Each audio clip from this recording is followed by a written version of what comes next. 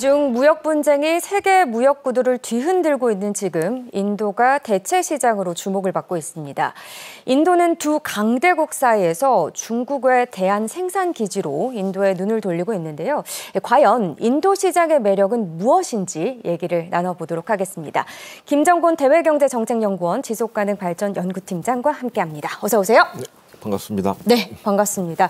오늘 나눠볼 얘기가 굉장히 또 흥미롭기도 한데 이 트럼프 대통령의 관세 정책으로 글로벌 무역의 불확실성이 커지고 있는 가운데 인도를 찾는 나라들이 늘고 있다고 합니다. 이 인도 정부는 이달에만 12개 국가가 온오프라인으로 접촉을 했다고 하는데요. 먼저 이 인도와 협력을 모색하는 나라들이 어딘지 한번 살펴봐야 할 것 같습니다. 네.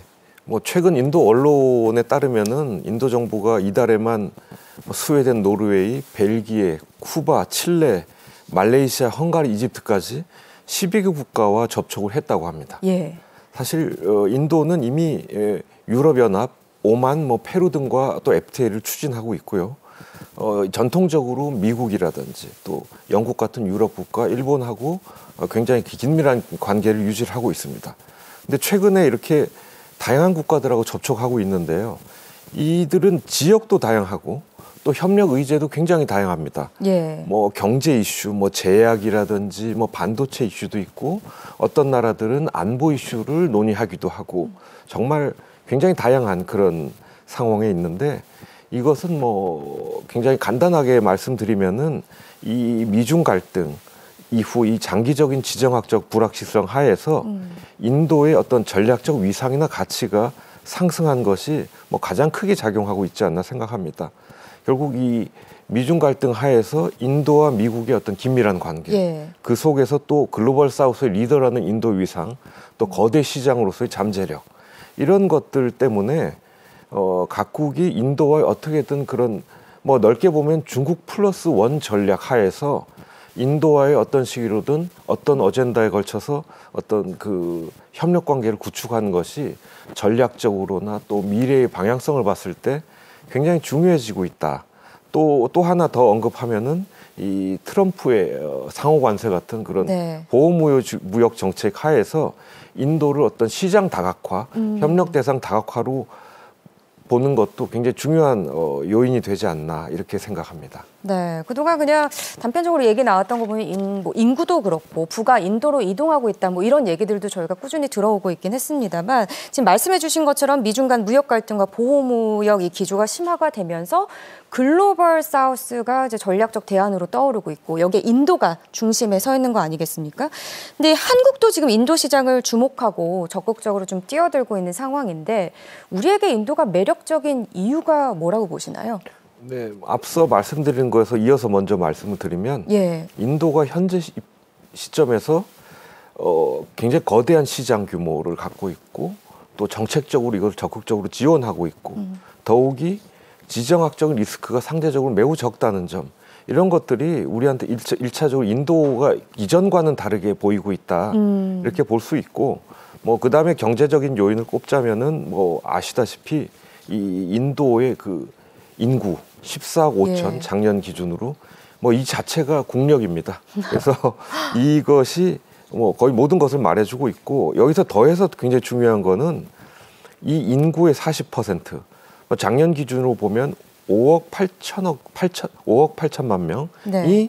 25세 미만 청년층이고 중위 연령이 약 28세인데 실제로 이런 나라가 많지 않습니다. 그렇죠. 중국도 거의 40세 중위 연령이 달하고 있고 게다가 경제 성장 측면에서 보면 이미 IMF라든지 OECD 같은 데서 계속 발표가 되고 있습니다만은 일부 소수 국가들을 제외하면 인도의 경제 성장률은 거의 세계 최고 수준이라고 해도 과언이 아닙니다. 그래서 올해 작년 말에 OECD가 6.9% 전망을 했다가 예. 3월에는 6.5로 약간 하향 조정했지만 그럼에도 불구하고 인도의 성장률은 올해 거의 최고치를 기록할 것으로 보이고 2017년 무렵에는 경제 규모 기준으로 봤을 때 독일, 일본을 넘어서서 미국, 중국에 이은 세계 3위 대국으로 부상할 것이라는 것이 뭐 지금으로서는 거의 확실시 된다. 이런 것들을 둘 수 있겠고 뭐 추가적으로 좀 더 말씀을 드린다면 예. 인도의 경제나 정치 상황이 비록 그 모디 총리가 3연입을 하는 과정이 좀 어려움은 있었지만 3연입에 결국 성공했고 그 성공 요인이 어떤 경제 성장을 달성한 여러 가지 성공 요소들, 법인세율 인하와 같은 투자 환경 개선, 외국인 투자 유치 확대, 적극적인 인프라 개선, 빠른 속도의 디지털 전환 이런 것들이 인도 국민들에게 설득력을 가졌고 그것이 앞으로도 지속될 것이라는 믿음을 주고 있기 때문에 예. 이런 것들이 결국에는 뭐 종합적으로 우리 기업들이 인도에 관심을 갖게 되는 그런 요인이 되지 않았나 생각을 합니다. 그러네요. 인구가 곧 국력이다 이 말씀을 해주셨는데 굉장히 와닿는 측면이 아닌가라는 생각이 들었습니다. 특히나 또 청년층이 많다는 것은 또 국가 경쟁력이기도 하니까요. 인도가 지금 2023년부터 2029년까지 연평균 실질 GDP 성장률이 6.7%에 달할 것으로 예상이 되고 있고요. 2030년 GDP 세계 3위의 경제 대국으로 부상할 것으로 전망이 되고 있습니다. 근데 이 한국과 인도의 협력 확대를 위해서는 사실 인프라가 매우 중요한 분야로 꼽히고 있는데 현재 인도 인프라 상황을 저희가 또 살펴봐야 되죠. 네, 인도에 가보셨건 또 가보시지 않았건 인도 인프라 하면 좀 부정적인 인식을 가지시는 분들이 많을 것 같습니다. 저는 최근에 제 개인적으로 10년간 꾸준히 인도를 다녀본 경험에 의하면은 예.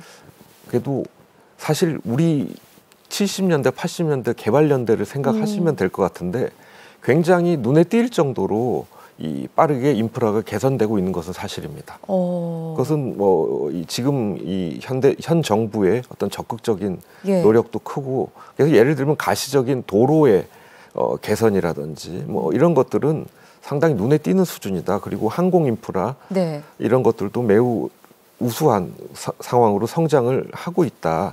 이렇게 볼 수 있습니다. 하지만은 여러 부분에서 취약한 부분이 많습니다.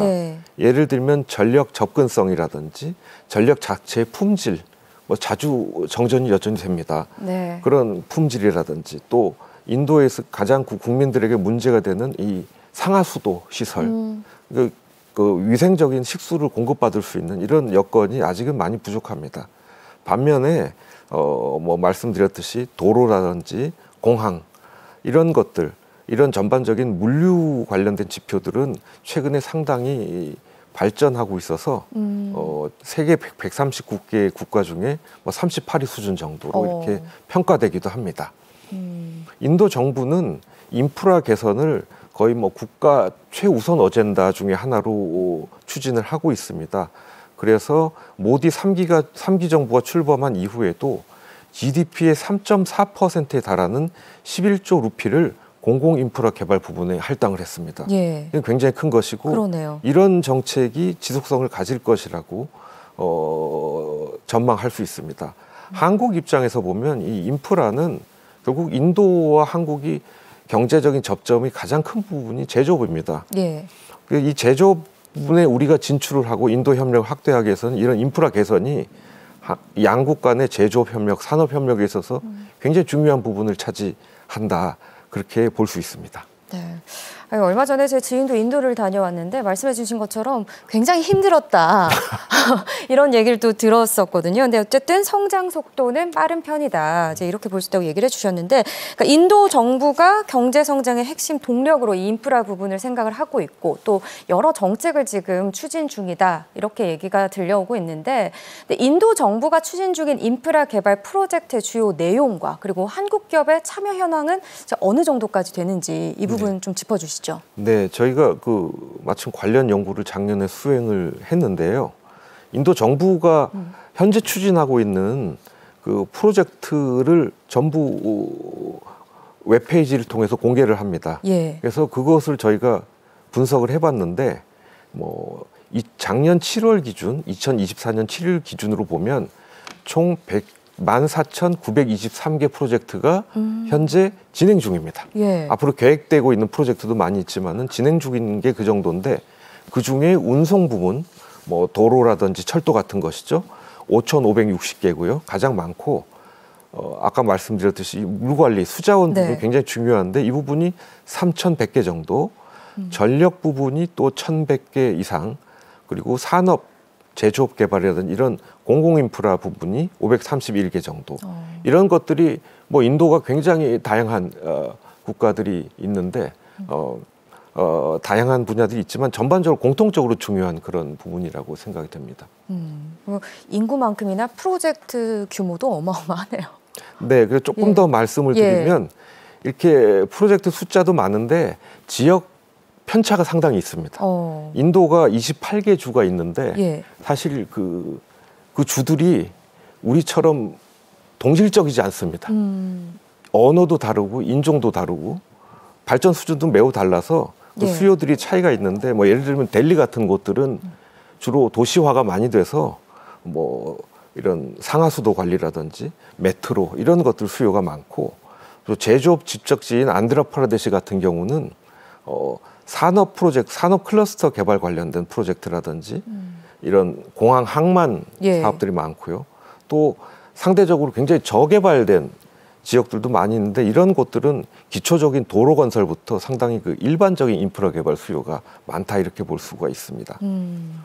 그럼 이런 상황인 가운데 이제 한국 기업들 인도 인프라 시장에 어느 정도 또 참여를 하고 있는지 궁금하네요. 한국 기업들은 사실 저희가 그 자료를 작년에 봤는데 2023년에 우리나라에서 이제 우리나라 기업들이 약 그 5억 달러 좀 못 미치는 규모의 수주를 인도에서 받았습니다. 근데 우리가 그 해 같은 해 아시아 전체 수주받은 금액이 약 68억 달러였습니다. 그러니까 인도가 그 시장 규모나 잠재력을 감안하면 뭐 전체 우리 수주 규모에서 1.5%니까 굉장히 적죠. 그러니까요. 예, 그런 좀 아쉬운 부분이 있습니다만 사실 작년에 저희가 우리 한국 기업들을 면담을 해본 결과에 따르면은 인도가 아직 주력 시장은 아니지만 관심은 굉장히 높습니다. 뭐 많이 알려져 있습니다만 최근에 그 대우에서 시공한 그 뭄바이 해상교량 프로젝트가 굉장히 대표적인 것인데 이건 이제 뭄바이라는 나비 뭄바이 인도의 경제 중심지죠. 이 두 지역을 해상교량을 통해서 잇는 약 그 우리 돈으로 거의 1조에 달하는 그런 사업, 큰 사업이었는데 이게 이 두 지역 간 이동 시간을 2시간에서 30분으로 단축을 했고 인도에선 이 해상교량이라는 거를 상상하지 못했던 그런 고기술이 들어가는 사업이라 한국에 대한 막 그런 호평도 이어졌던 그런 사례가 있습니다. 그러네요. 그래서 우리 기업들이 앞으로 이런 참여는 주로 이렇게 우리의 기술 우위가 발휘될 수 있는 그런 특수공정이 적용된 분야들이 향후 인도 진출에 있어서도 중요한 부분이 되지 않겠나 그렇게 생각하고 있습니다. 근데 지금 우리 국내 기업들 같은 경우도 지금 경영진이 연이어서 인도를 방문해서 투자를 검토하고 있다 이런 소식들 들리고 있잖아요. 뭐 LG그룹 구광모 회장도 그렇고 롯데그룹 신동빈의 현대차그룹, 삼성전자 경영진들도 이제 투자 검토 중이다 이런 얘기들이 나왔는데 국내 주요 기업들의 인도 시장 진출 현황이나 또 사업 전망은 좀 어떻게 보고 계신가요?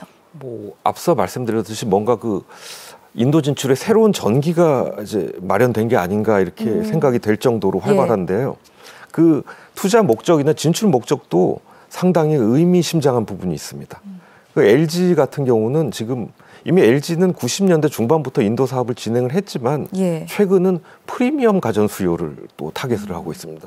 이것은 전에 없던 일이거든요. 굉장히 흥미로운 부분이고 삼성전자 같은 경우는 뭐 이미 그 델리 인근의 노이다에 모바일 가전 생산 기지를 크게 보유하고 있는데 여기서 이 공장을 확충하면서 특기할 부분은 인도뿐만 아니라 중동, 아프리카 같은 이런 해외 시장까지 노리는 이런 굉장히 그 진짜 인도를 중요한 생산 허브로 보는 이런 전략적인 모습을 보이고 있고 현대나 기아차 같은 경우는 이미 뭐 인도에서 뭐 사상 최대 실적을 기록하고 있고 굉장히 성공을 거두고 있습니다만 이 기아차 같은 경우는 전기차 생산까지 하면서 정말 인도가 필요로 하는 인도가 아시다시피 친환경 전환이 시급하고 이 매연 문제들이 많지 않습니까? 그렇죠. 그런 인도 정부의 수요에 부응을 하고 있다 이렇게 볼 수 있고 뭐 잘 모르실 수도 있지만은 인도에서 한국 식품의 인기도 상당합니다. 요즘 뭐 K푸드는 어디든 그런 것 같습니다. 인도 가보시면 고급 식품 매장에 초코파이가 잘 팔립니다. 아, 그렇군요. 그래서 이 롯데도 이미 인도 진출 역사가 상당한데 이런 아이스크림이나 빙과류, 뭐 이런 제과류의 진출을 확대하고 있고 또 이제 국내에서 조금 안 알려져 있을 수도 있는데 이 배틀그라운드라는 게임을 아실지 모르겠습니다. 알죠. 예. 이게 인도에서는 뭐 사실상 국민 게임입니다. 게임을 해보지 않아도 이름은 들어봤을 정도로 유명한 게임인데요. 그래서 이런 분야들 좀 협력 분야가 좀 넓혀지고 있죠. 그래서 이런 진출이 확대되고 있는데 사실 뭐 앞서 말씀드렸듯이 뭐 결국에는 인도의 그런 성장성 높은 내수 시장, 젊은 인구, 게다가 소득 확대에 따른 프리미엄 수요까지 이런 것들이 주요한 어떤 기회 요인으로 인식이 되고 있고 또 제조업 부분은 특히나 또 굉장히 그 생산 허브로서 인도의 위상을 우리 정부가 높이 평가하고 있지 않나 이렇게 생각합니다. 그런데요, 지금 뭐 한국 기업 진출 현황을 보니까 이제 생활 전반에 스며들어 있다라고 봐도 과언이 아닐 정도로 많이 진출이 돼 있는 상황이긴 하군요. 네. 소비재까지 이렇게 확대되고 화장품도 진출을 많이 하고 있습니다. 그러네요. 근데 또 이 현대차 같은 경우도 지금 미국 관세 리스크를 회피하고 또 신흥시장 개척을 위해서 이 현대차 인도 법인 확장을 진행 중이다. 이런 얘기도 있고 포스코 역시 인도에서 철강 산업 본격화하고 있는 상황이고 아까 그 제조업 분야 정말 중요하다 이렇게 말씀을 해주셨잖아요. 제조업 분야 기업들 인도 진출이 갖는 의미를 뭐라고 좀 보시나요? 뭐 일단은 좀 몇 가지 요소별로 짚어드리면은 뭐 말씀드렸듯이 이 보호무역 대응이 큽니다. 인도도 고관세를 적용하는 추세를 이전부터 보였고 해서 현지 생산을 함으로써 이런 무역 장벽을 회피하려는 그런 측면이 분명히 하나가 있습니다. 그리고 생산 기지, 인도를 주요한 해외 생산 기지로 거점으로 만들겠다는 이런 목적도 있습니다. 아까 말씀드렸던 현대차라든지 LG라든지 삼성이라든지 다 이런 목적들을 갖고 있습니다. 그리고 또 하나 짚어드릴 부분은 인도가 R&D 거점으로서 굉장히 좋다는 것입니다. 특히 IT 기반의 어떤 전문 인력 그리고 기술, 소프트웨어 개발 기술 이런 것들을 갖고 있기 때문에 해외 R&D 네트워크 확장 측면에서도 굉장히 중요한 의미를 갖고 있고요. 물론 뭐 인도의 거대 시장은 뭐 누누이 얘기해도 부족함이 없겠습니다만 이런 측면을 종합해 보면은 한국에게 있어서 인도는 이 차이나 리스크를 줄이는 대체 생산 기지이자 수출 허브로서 굉장히 전략적 의미가 높아졌다. 이렇게 볼 수 있고 또 인도 입장도 봐야 되는데 인도는 현재 제조업 육성에 전력을 다하고 있는 상황인데 한국은 굉장히 좋은 동반자입니다. 맞아 떨어지네요. 지금 어떻게 보면. 특히 인도 입장에서는 중국하고 관계가 껄끄러운 상황에 있고 한국과 같은 나라가 굉장히 중요한 파트너입니다. 그러니까 결국 양국이 굉장히 보완적인 그런 관계에 있고 이래서 이 한국 제조업 기업의 인도 진출은 뭐 경제적 의미도 있지만은 결국 양국 관계를 심화하는데 굉장히 기여하고 있다. 큰 의미가 있다. 이렇게 평가할 수 있습니다. 네. 이 조선 기업들 쪽도 좀 얘기를 해보면 좋을 것 같은데 최근에 또 국내 조선 기업들도 인도 진출 가능성에 대해 거론이 되고 있는 상황입니다. 미국에 이어서 인도 정부 역시 또 이 최근 우리 조선 업계와 협력을 적극적으로 희망하고 있다. 이렇게 얘기를 좀 들려오고 있는데 지금 인도의 조선업 현 주소가 어떻고 K조선의 인도 시장 진출 전망도 역시나 좀 긍정적인지 궁금하네요. 네. 뭐 인도의 조선업은 사실 세계 시장 점유율 1%에도 못 미치는 그런 상황이라 사실 경쟁력은 낮다고 볼 수 있습니다. 뭐 일부 조선소가 있지만은 대부분 소형 선박 위주고 뭐 LNG 운반선이라든지 유조선, 컨테이너선 같은 것들은 사실 자체 건조가 불가능한 상황인데 이러한 상황인데 해운 의존도는 또 굉장히 높습니다. 전체 무역 물량의 95% 이상을 해운에 의존하고 있는데 이것 때문에 해외 선박 임차에만 지출하는 비용이 우리 돈으로 110조 원이 연간 넘는다고 합니다. 이런 상황에서 뭐 한국에 주목하게 된 건 어떻게 보면 자연스러운 귀결인 것 같기도 합니다. 그래서 인도 정부는 해양 인도 비전 2030을 토대해서 역점적으로 조선 산업 육성을 추진하고 있고 그러면서 작년에 이 인도의 고위 예. 차관급 정부 관계자들이 한국 조선소에 직접 방문을 했습니다. 정부기관도 만났고 예. 그래서 우리 조선소를 직접 방문하는 등 적극적인 어떤 그 협력 의사를 구하고 있습니다. 그 이에 대응해서 한국 조선업계도 설립 부주를 탐색하러 인도에 다녀온 것으로 알려지고 있고 또 현지에서 현지 기업과의 파트너십도 논의를 하고 있다 이렇게 알려지고 있습니다. 앞으로의 우리 인도와의 진출이라든지 협력 전망은 어떠할 것인가? 인도는 방금 말씀드렸듯이 굉장한 조선 수요가 있고 인도 정부도 이걸 적극적으로 지원하고 있습니다. 또 더욱이 한국의 기술력이 인도에 굉장히 어필을 하고 있기 때문에 네. 굉장히 기회 요인이 될 수가 있다. 이렇게 볼 수는 있는데 반면 아직 인도의 조선업 현지 기반이 너무 취약하다. 그러니까 결국에는 장기적인 관점의 투자 계획 수립이 필요한 단계에 있다. 그런 측면을 꼽을 수 있겠고 결국에는 우리가 협력을 진행해 나간다면은 양국의 수요는 부합한다. 특히 한국은 현재 조선소 부족하고 생산 능력이 포화 상태라 인도의 해외 생산이 상당히 그 솔깃한 제안이 될 수 있습니다. 예. 다만 인도와의 협력이 사실 그간의 경험이 없었고 앞으로 해외 생산 기지 경험 자체가 우리 산업계가 많지 않기 때문에 예. 장기적인 그런 협력 모델 수립이 필요할 것 같고 앞으로 인도의 합작 조선소 설립이라든지 고부가 선종 중심의 수주 전략 이런 것들이 필요할 것 같고 또 하나 많이 또 생각해 볼 수 있는 것은 예. 지금 해군력을 인도는 강화하고 있거든요.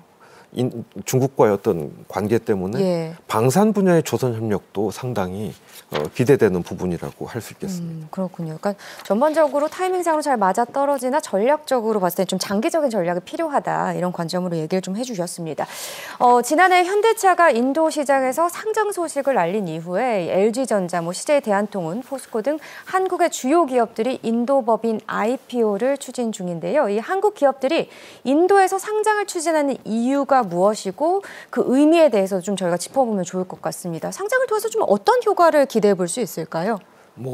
인도 같은 경우는 자동차도 그렇고 현지화가 되게 중요한 부분입니다. 예를 들면 우리나라에는 없는 모델이 인도에 있습니다. 예. 이렇게 현지 사업 확장을 위한 대규모 자금 조달을 현지에서 하겠다는 이런 의미가 있죠. 안정적인 자금 조달을 하겠다는 그런 직접적인 의미가 있고 또 네. 현지 상장이란 거는 인도 경제 정책이나 인도의 그런 장기적인 성장 방향하고 부합을 시키겠다. 결국에는 현지 경제와 하나가 되겠다는 결국 예. 현지 파트너십 강화 그리고 브랜드 가치를 제고한다는 그런 의미도 있습니다. 그런데 결국에는 이런 것들을 종합해 보면은 이게 결국에는 현지에서의 장기적인 성장 전략의 일환이고 인도에서 현지화가 굉장히 중요한 부분인데 예. 현지의 주체, 현지 경제의 일부가 되겠다는 그런 장기적인 그런 이미지 브랜드 가치 제고 이런 중요한 의미를 갖고 있다고 볼 수 있겠습니다. 알겠습니다. 어쨌든 지금 우리 정부와 재계는 인도와 협력하고 현지 시장을 공략하기 위해서 공을 들이고 있는 상황인데 기회의 땅으로 불리기도 하는 이 인도에 진출하고 사실 또 잘 자리 잡는 게 중요하지 않겠습니까? 어떤 전략이 좀 필요하다고 보십니까? 사실 우리나라가 인도하고 수교한 지가 이제 52년에 접어들었습니다. 73년 12월에 수교를 했는데 사실 우리가 냉전이 끝난 90년대에 이르러서야 진짜 서로를 경제적 관계든 해서 접촉이 이루어졌다고 볼 수 있고 사실 그 전까지 문화적 교류가 산발적으로 있었지만 사실상 서로에 대해서는 거의 아는 게 없었다. 특히 현대에 들어서는. 예. 그래서 생각보다 제가 인도의 학자들이나 정부 관계자들을 만나보면 한국을 잘 모릅니다. 예. 한국이 뭘 잘했는지 한강의 기적 정도는 알고 있지만 한국이 뭘 잘했는지 이런 것들을 잘 모르고 마찬가지 경우 한국에서도 마찬가지입니다. 그렇죠. 한국에 대한 인도의 인식도 사실 그렇게 높지 않고 잘 모르는 경우가 많습니다. 근데 앞서 말씀드렸듯이 지금 서로 간에 접점을 찾아야 될 일들이 너무 많이 생기고 있어요.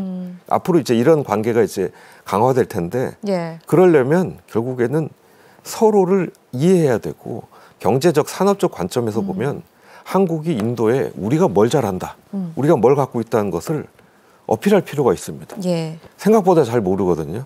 그래서 이런 말씀하셨던 이런 비즈니스 간담회나 무역 사절달 같은 이런 정부나 기업의 노력이 굉장히 중요하다. 앞으로 더 적극적으로 이루어져야 된다. 이렇게 생각합니다. 네, 뭐 말씀하신 건 일회성이 아니라 뭐 지속 가능해지려면 이 기회에 좀 서로를 잘 알아가는 그 과정이 좀 돈독하게 생겨나야 된다는 말씀도 좀 조언을 해주셨습니다. 네, 오늘 여러 말씀을 해주셨는데요. 도움 말씀 주신 김정곤 대외경제정책연구원 지속가능발전연구팀장님 고맙습니다. 네, 여기서 인사드리겠습니다.